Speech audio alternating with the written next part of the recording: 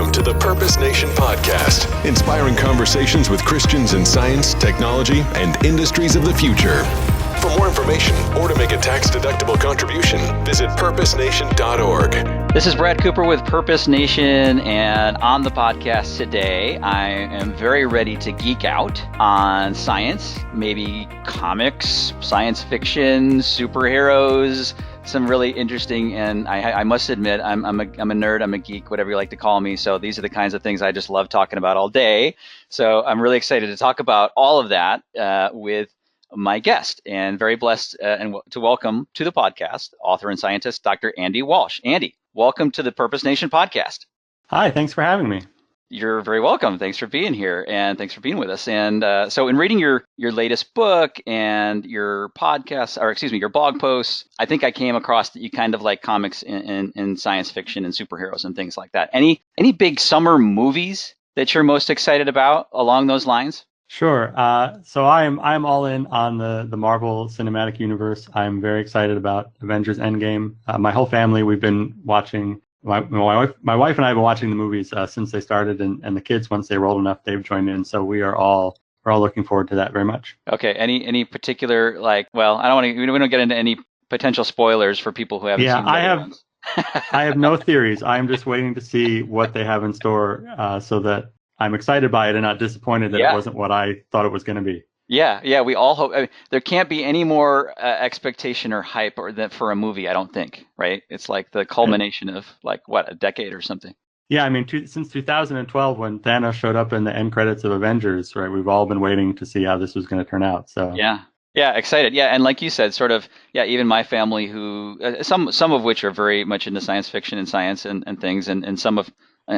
I'll say my wife maybe isn't always, but she was like, you're just going crazy for the last one too. So yeah, we're all excited for that one as well. But before we dive into more of that, just a quick bio on Dr. Walsh. He's currently the Chief Science Officer for a public health technology company called Health Monitoring Systems. And before that, he graduated from Carnegie Mellon with a BS in Biological Sciences and got his PhD in molecular microbiology and immunology. A lot of ologies there, from Johns Hopkins, Bloomberg School of Public Health. And Dr. Walsh spends a lot of time interacting with faith and science issues, especially for young people. He has an ongoing blog where he writes about science and faith for the Emerging Scholars Network, which is a ministry of InterVarsity Christian Fellowship. Great ministry there, and that network is just really exciting and very supportive of that. I'm married with 2 young children, as you just mentioned, his family there, and he has a book out, which I believe is your first. Is that right?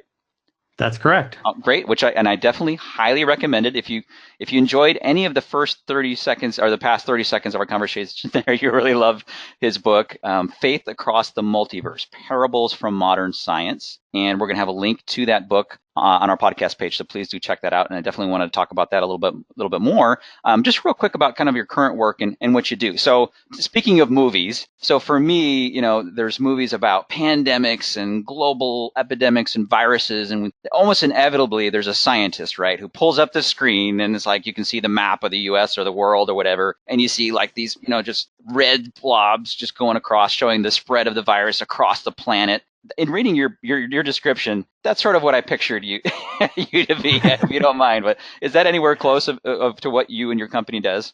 That is in the right ballpark. We are not as involved in trying to forecast what's going to happen. We're more involved in trying to understand what is currently happening with actual diseases and actual health conditions. But certainly that is in the space of things I worked on in my graduate school days. That was something we were trying to build towards, was being able to make a map like that, forecasting diseases. I usually like to say that the movie Contagion is the closest representation of the various things I've done. And there are several scientists in that movie where I've had their job or done some of that work at one point or another. Right. Okay. Well, more specifically, tell us about your company and a little bit more about what you do.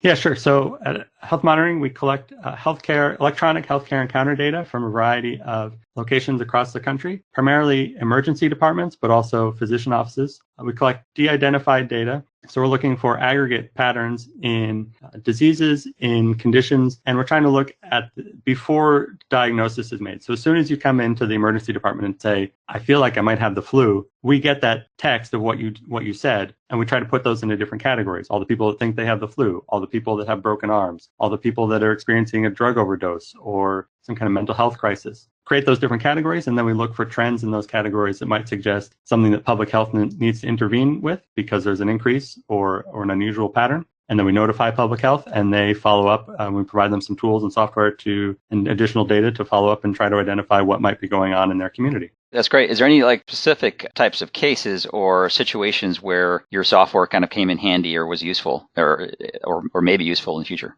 Sure. So we have been heavily involved in trying to understand the current opioid overdose epidemic. So existing previous data primarily came from mortality data and could take a year or two to get accurate numbers.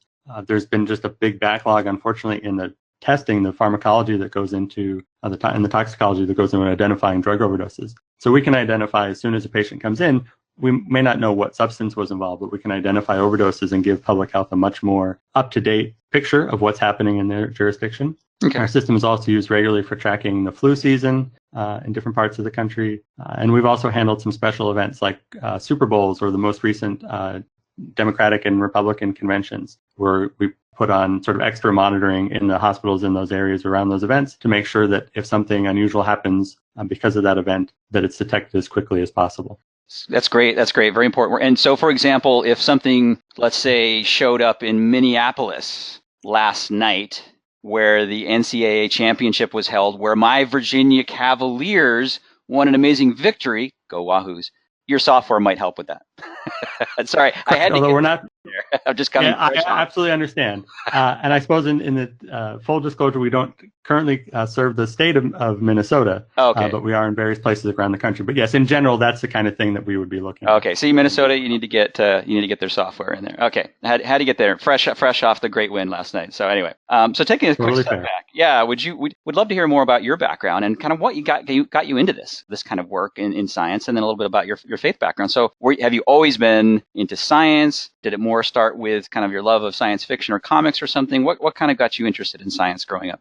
Yeah, I mean, I don't really remember not being interested in science. From a fairly early age, I had some notion that I wanted to be involved in science generally. You know, what I understood at 5 or 6 or 7 of what that would look like. You know, who knows? But yeah, and I remember, it was in junior high reading in, I think it was Discover magazine, but certainly one of those kind of popular press science magazines about HIV, emerging HIV infections, and just generally infectious diseases, and wanting to be involved in helping to or cure or treat those kinds of illnesses. So that motivated the particular direction that I went in. It was in high school, learning about DNA replication and cell biology. That really got me hooked into, okay, this is the kind of science that I want to do, and obviously it's related to infectious diseases, so that helped. So that got me on the biology track. And then in graduate school, realizing that I wasn't so great at the lab bench in doing biology, but was always up for more time on the computer doing stats or programming, things like that. That's sort of how I shifted in the direction of applying statistical methods and computational methods to studying data related to infectious diseases. And that's how I wound up being prepared for the work that I do now at Health Monitoring. And you had mentioned in your book and in other places too, just sort of a love for science fiction as well, and I guess fantasy and maybe comics. I mean, did that come out of the love of science, or did it just kind of reinforce it? Yeah, I think being able to explore what the world is like and what the world might be like through science fiction has always fascinated me. The overlap, my biggest love in comic books is X-Men, and there's the strong science fiction theme, a strong biology science fiction theme of mutation and what are the limits of human biology, what are the possibilities that are open to human biology. Certainly fascinated me. So I think it's all part of a piece, and which came first is hard for me to tease apart at this point. Sure, yeah. So how about your faith background, your Christian faith background? Did you grow up in a Christian family? Kind of talk about the beginnings there and kind of how that evolved over time. Sure. So yeah, my parents were both Christians. I grew up going to church, went to Christian school starting in kindergarten all the way through high school. So got a pretty solid grounding in the Bible, in the history of Christian thought and belief through that, certainly through an American lens, through a Protestant lens. But that was kind of what I was growing up with. It was pretty early on in when I was 5 that I decided that I wanted to personally follow Jesus. I think mostly just because I wanted to be with continue to be with my family and affirm what they were interested in. But that's certainly taken on more dimensions as I've grown. Was involved in InterVarsity at Carnegie Mellon and at Johns Hopkins. So even though I wasn't no longer in a Christian school setting, still maintained that connection to Christian fellowship through my education. And obviously I've been involved with InterVarsity, now blogging for them since graduating. And continue to be involved in church as well and helping out with some different things there over the years, leading small groups and even trying to teach them science to church as well and helping to bridge some of those gaps or meet some needs there. So in your college kind of academic days, as well as in your current work, I mean, how would you describe sort of the interaction between biology and the work that you do and your faith with your co-students, co-workers? Some people describe it as no conflict, mostly supportive, some conflict. Biology in particular, it seems like there's definitely opportunity for some conflict there. How would you kind of characterize that in your both school and work life? Yeah, so certainly part of the interaction between my Christian faith and my science studies is that part of my desire to help improve public health, to help make some contribution to the health of the communities around our country is motivated by the compassion and wanting to follow Jesus and all of that. So there's a reinforcement there. And I think that that's something that some of my colleagues can understand and appreciate. Some of them share that similar background, and some of them may not share that same religious background, but appreciate the same kind of desire and compassion and interest for public health. How would you say sort of your faith has inspired your work or vice versa? How, for you personally, it definitely comes out in the book, but just in terms of the work that you do, and you mentioned kind of even early on wanting to look for cures and wanting to help with people. I mean, how would you just characterize that in terms of your faith and work and how they reinforce each other for you personally? Yeah, so I think that certainly Jesus had a healing ministry when he was here on earth, and had a heart for people who were suffering physically or who had needs that were unmet physically. And so I see working in public health as being a way of following in that pattern. Certainly what I do is very different. I'm not helping to heal individual people directly. I'm not seeing patients or anything like that like a physician. I think that I'm contributing to the health of communities in a way that makes the most of what I actually can do well. My skills are not at the lab bench or in dealing with individual patients, but in dealing with large amounts of data and those sorts of things. Yeah, and I'm glad you mentioned that too. I mean, it seems like also just in your work, in addition to biology being an important background, it also seems like even computer science and math and kind of statistics would be important in your role. Is that right? Yeah, so even though I don't have a formal degree in computer science or anything like that, I've been programming since I was in junior high, and all through undergrad and grad school was writing little programs and to help make homework go faster or to help with different tasks around the lab. So that's always been an interest of mine and was a skill that I was developing and has turned out to be very helpful in the job that I have. And so your book, Faith Across the Multiverse, Parables from Modern Science. Again, we'll have links to this and check it out. What's the book about? How would you describe it? And what did you hope to accomplish with it? Yeah, so it's really kind of an extension of all the things we've been talking about, my interest in science and in science fiction and desire to tell more people about, invite more people to follow Jesus. And so the pattern that I saw, people, when they talk about science and they talk about the Bible or Christian faith, they often talk in terms of an overlapping set of facts or fact claims or truth claims, and whether they are in consonance or in disagreement. Does science and the Bible agree about where people came from, where the universe came from, and those sorts of things. But what I saw in reading the Bible, where there was overlap between science and what was written in the Bible, is the use of concepts and ideas in terms of illustrations, in terms of parables, in terms of poetic metaphors. And so there's really just this strong pattern throughout the scripture of God and the various writers of the Bible communicating ideas about God, about what he is like, about what is important to him in the language of creation, the language of the natural world, whether that's the parables of Jesus talking about sowing seeds, or whether it's writing to Paul and talking about grafting branches onto olive trees, whether that's the Psalms and the Proverbs talking about different animals and plants, and look to the ant, or describing the sun going across the sky, and it's some kind of chariot, or being pulled across the sky, those kinds of things. There's lots of language about the natural world, and it's drawing on the common experience that everybody has of the natural world to help get across ideas about God that maybe not everybody does have experience with, or abstract notions about God that we can only partially understand because of our finiteness. Yeah, so I really wanted to explore that further with modern science, to say, okay, well, now the language that we use to talk about science is no longer drawn from common experience. Now we have things starting with the telescope and the microscope, and now we have things like Large Hadron Colliders that allow us to do science, but only a very select number of people have experience with those observations of the natural world. So trying to take that language and say we can still use that language to talk about the concepts of theology, to talk about God.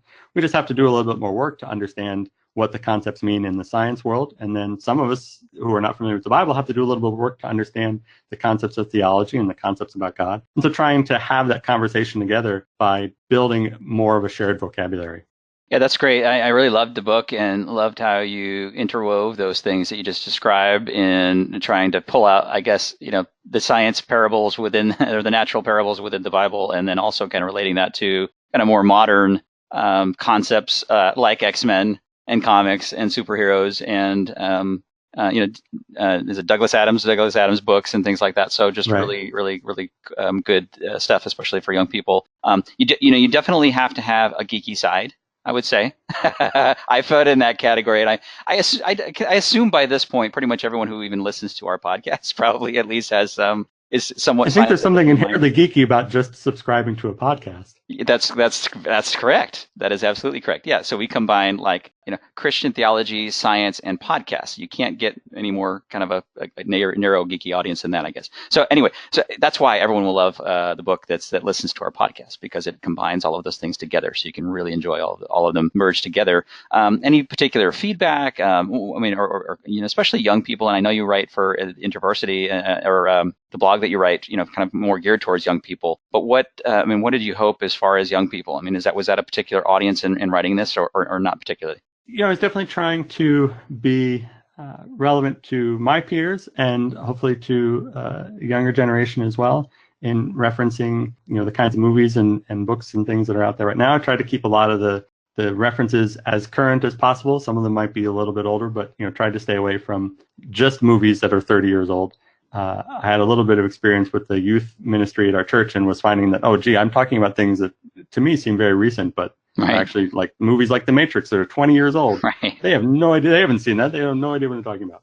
Yeah. And in terms of, hoping what I hope people are getting at is just, I said, a richer vocabulary to have conversations with people that maybe they wouldn't have otherwise been able to have conversations with. So maybe that is a scientist or a science colleague that they have at school or in the neighborhood or in their church, or maybe that's somebody, if they're coming from the science background, they're coming from the comic book background, but they're not familiar with the Bible, might allow them to have a conversation with a Christian or somebody that they and their family, or otherwise that they wouldn't have otherwise known how to talk to about those kinds of things. Right. Yeah. Well, and so you mentioned that it's funny. I have younger children as well. Not younger, I wouldn't say teenager and almost teenager, but they're actually covering Hitchhiker's Guide to the Galaxy in his one of his English Lit classes right now. So very timely, whether they see it in public in movies, current movies or books. They're still covering these kind of things. So it's definitely content that I think people will resonate with, young and like me, old. But why do you think? Either whether it's in the Bible and Jesus using parables, or in these kind of movies about superheroes and science fiction and things, what attracts us to these types of things that helps us to understand kind of more abstract concepts? Any thoughts there?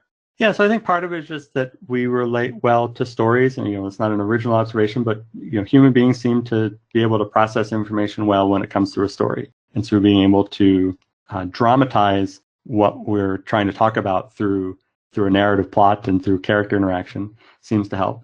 And then also, when you're dealing with really abstract ideas like the science of the microscopic world, or the science of the vast astronomical distances of the cosmos, or things that are billions of years old, that's all really abstract. It's really hard to wrap your head around that. And when you're talking about a God who is infinite and who somehow, despite being, God, became a human being, like all those are really kind of hard concepts to think about as well. We don't have any experience to directly connect to that. So finding something that has a human scale, that's human relatable as a way to gain entry into those ideas, gain entry into those concepts, I think allows us to have something to grab hold of, and even that, is a metaphor, right? We're not actually literally grabbing anything, but that's how we talk about these things. Like our language is so full of these metaphors about human scale interaction with creation that it's really hard to get away from. And it seems to be a really powerful tool that our brains are well equipped to deal with. Yeah. So you mentioned billions of years. We talked about evolutionary science a little bit here and there. So there's inevitably in Christian and science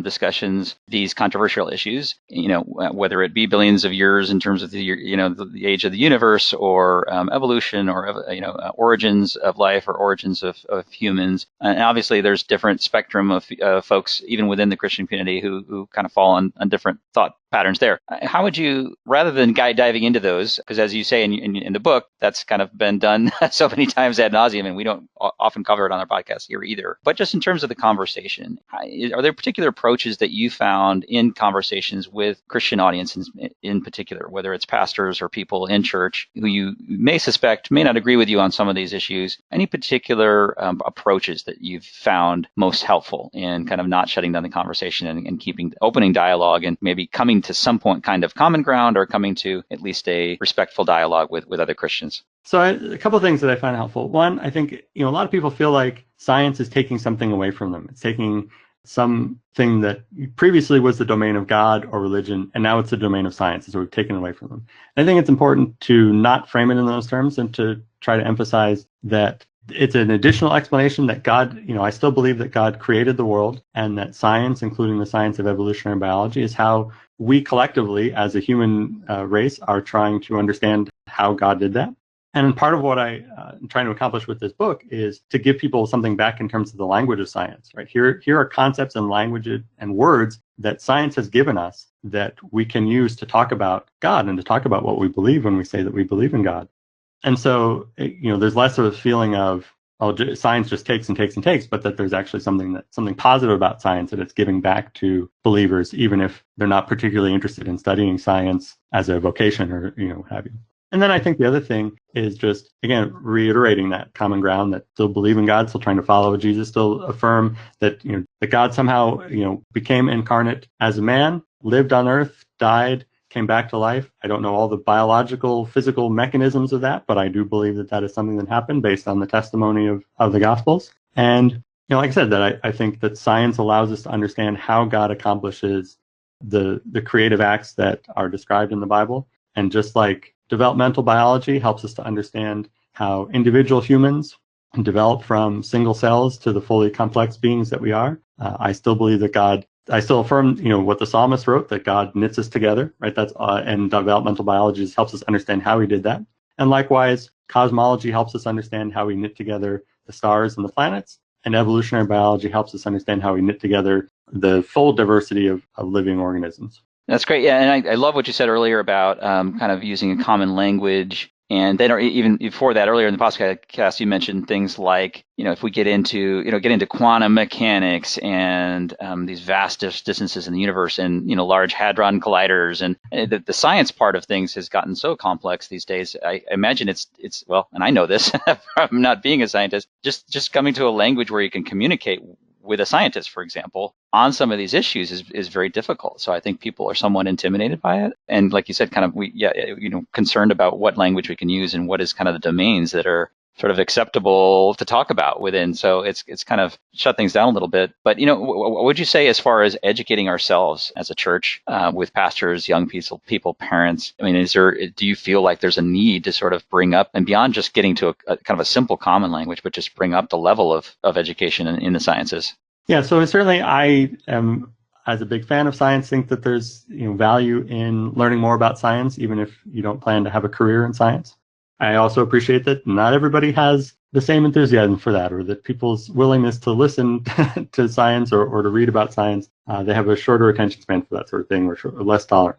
But I think that we live in a world where the vocabulary of science is all around us, and that's part of the focus in science fiction. There's a lot of people who really love science fiction who aren't scientists themselves and who may not actually know any more about science than the folks in your church that aren't scientists, right? That we're all kind of ignorant about a lot of science, myself included. There are lots of fields of science that I only know very little about, but we know the words and we recognize the value that science has brought in terms of technology, right? I may not know how special relativity and general relativity and quantum mechanics are involved in making my cell phone work and in making the GPS that my cell phone relies on work. But I can know that that's true, that that my cell phone wouldn't be able to get me from my home to the grocery store if quantum mechanics and general relativity and special relativity weren't true or weren't accurate descriptions of reality. And so I think a lot of us have that sense. And so being aware of how fruitful science has been helps us to engage with people who share that awareness and who are steeped in that kind of culture. And then we can all kind of acknowledge where we need to learn more, where we're just kind of saying the words, but we don't know what we're actually talking about, and maybe learn together to understand a little bit better. That's great. That's great. And again, I love what you do in terms of your work as well. Sometimes it's a little bit more abstract, even more abstract, I guess, when we're talking about, I've had astronomers on the podcast and all of it's super interesting to me and other people too, but it's less kind of sort of concrete and you can't really put your hands on it. Okay, great. We know, something about the galaxy and dark matter and all these things.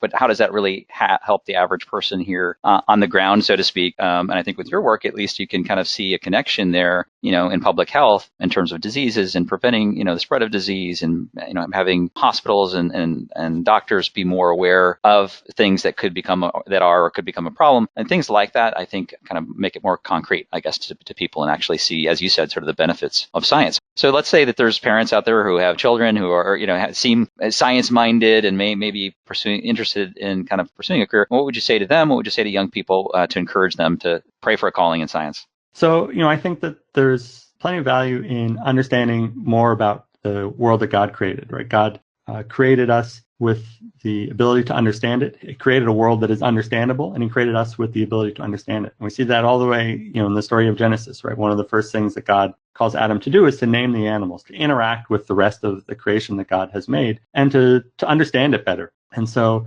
while I think there are plenty of good callings, I think science is one way that we can serve God and to worship God and glorify God by understanding more of the world that he's made that we're a part of. And so I think there are plenty of ways to do that. There are plenty of different science careers, and you should get especially in school, get an opportunity to explore a lot of them. I thought I really liked biology, but I still needed that familiarity with computer science and math and statistics to be able to actually work in biology the way that I could best contribute. And so getting exposure to a wide range of things and just sort of being open to what you find and see what opportunities are out there. That's great. Yeah. Thank you so much for that. And again, we've been chatting with Dr. Andy Walsh, and his book is called Faith Across the Multiverse, Parables from Modern Science. Really great book. Look for the links on our podcast or just check it out, at christianbook.com or Amazon or wherever you want to go grab your books. It's definitely a great read, especially, again, as we've been discussing, if you have any interest in science, in faith, in the intersection of the two, and X-Men. And lots of other great comics and science fiction that he interweaves into the book. It's a really, really great read.